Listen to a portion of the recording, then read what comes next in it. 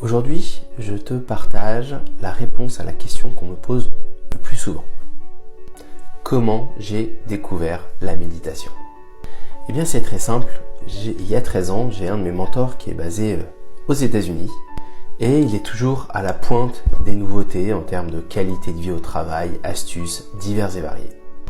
Et alors qu'on avait un visio ensemble en 2008, il me parle de la méditation. Il me dit: Francky, il y a un truc génial qui se développe énormément aux États-Unis et qui arrive en Europe, en France. C'est la méditation, tu devrais jeter un petit coup d'œil. Comme j'ai entièrement confiance en lui, bien entendu, je me suis jeté dessus, j'ai commencé à faire des recherches, à lire des études, aller à des conférences, lire des livres, tester des sons de méditation. Et j'ai tout de suite kiffé la méditation.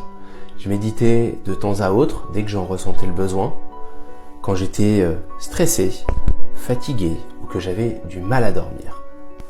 Mais après quelques semaines, quelques mois, j'ai abandonné la méditation. Pourquoi? Eh bien tout simplement parce que la plupart des courants de méditation, des applications et autres, te demandent de méditer tous les jours, à la même heure, au même endroit, en utilisant la même technique, pendant 10, 20, voire 40 minutes. Du coup, les bienfaits des sessions de méditation que je faisais étaient un peu gâchés parce que je n'arrivais pas à trouver ces 10, 20 ou 40 minutes tous les jours comme c'est recommandé dans la plupart des applications et des courants de méditation.